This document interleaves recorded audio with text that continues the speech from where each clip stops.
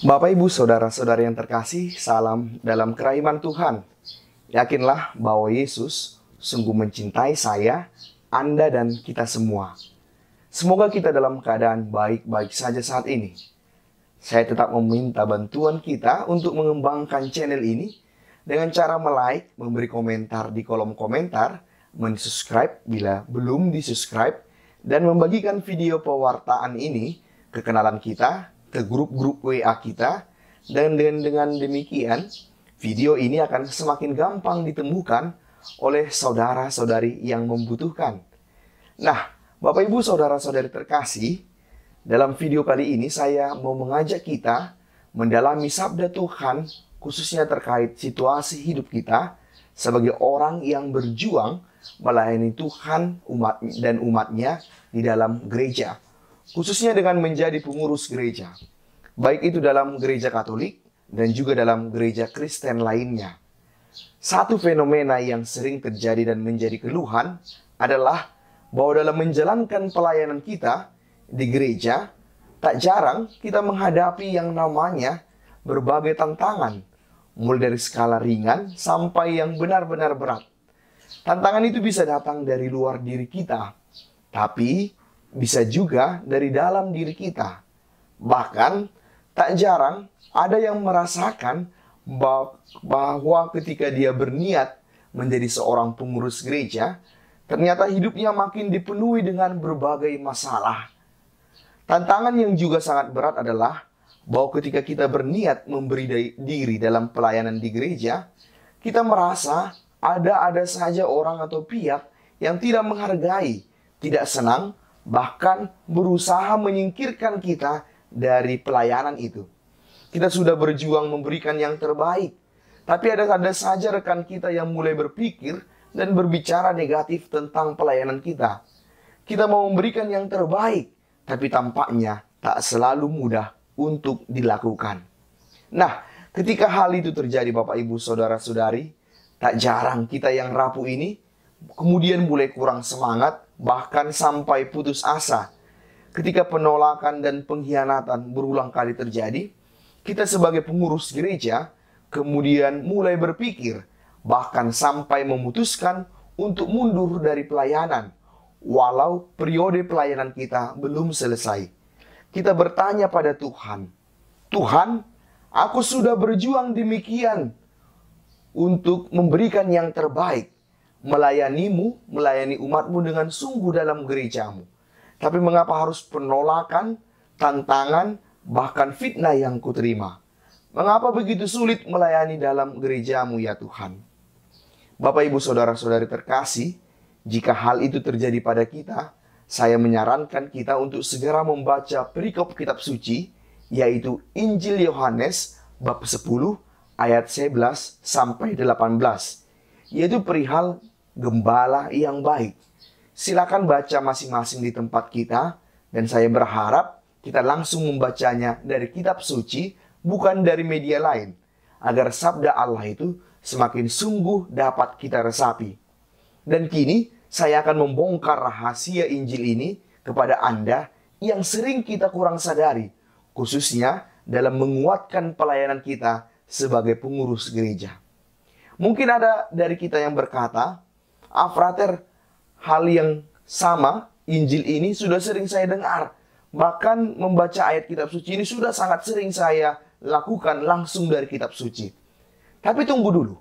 Biarkan kali ini saya membantu Anda, membantu kita untuk membongkar kejadian dalam Injil ini yang sering kurang kita sadari. Bacaan kitab suci ini berbicara tentang Yesus sebagai gembala yang baik. Ya, sudah sering kita dengar memang. Bahkan di beberapa paroki atau di tempat-tempat Kristiani menggunakan nama ini sebagai tempat itu, nama paroki juga. Misalnya tempat saya tinggal saat ini disebut dulunya adalah Paroki Pastor Bonus, Paroki Gembala yang Baik. Nah, satu pertanyaan yang kita bisa ajukan adalah, bagaimana rupanya karakter seorang gembala sehingga Yesus memilih untuk menyebut dirinya sebagai gembala yang baik? Gembala kan pekerjaannya sederhana saja, nggak hebat-hebat saja. pekerjaan simpel kok. Kita akan semakin bertanya saat dikatakan bahwa gembala yang baik akan menyerahkan nyawanya untuk domba-dombanya. Kok bisa pekerjaan seorang gembala sampai harus menyerahkan nyawa bagi domba-dombanya? Kita yang tahunya hanya gembala-gembala di sekitar kita, baik itu gembala kerbau, kambing, atau bebek, dan hewan lainnya. Rasanya kegiatan para gembala itu biasa-biasa saja. Nggaklah harus sampai mempertaruhkan nyawa seperti disebutkan dalam Injil. Apakah gembala seperti itu yang dimaksudkan Yesus? Nah, sebenarnya bukan gembala seperti itu yang dimaksudkan Yesus. Mari kita lihat konteks sebenarnya. Yesus dalam Injil ini berbicara tentang gembala di suku bangsa Israel kala itu, yaitu daerah Timur Tengah saat ini. Di zaman Yesus, para gembala domba itu menggembalakan domba di tempat yang sangat sulit. Bukan seperti daerah kita yang sangat subur ini. Para gembala saat itu menggembalakan domba di padang pasir. Karena begitulah kondisi alam mereka. Berbeda dengan kondisi alam kita. Ada dua padang gurun. Padang pasir yang menjadi tempat para gembala menggembalakan domba, yaitu padang gurun Negeb dan padang gurun Judea. Padang gurun Negeb itu datar. Sepanjang mata memandang, hanya ada hamparan pasir. Berbeda dengan padang gurun Judea, di mana konturnya adalah perbukitan. Coba bayangkan betapa sulitnya keadaan menggembalakan seperti itu. Ada banyak tantangan para gembala. Kita lihat. Tantangan pertama adalah cuaca yang demikian ekstrim. Cuaca di padang gurun itu sangat ekstrim. Pada siang hari bisa sangat panas hingga 40 derajat. Dan pada malam hari bisa sangat dingin, yaitu minus 20 derajat. Ini bisa membuat fisik orang yang ada di padang gurun menjadi sangat drop. Kita tidak tahu kapan waktu persis ada perubahan cuaca.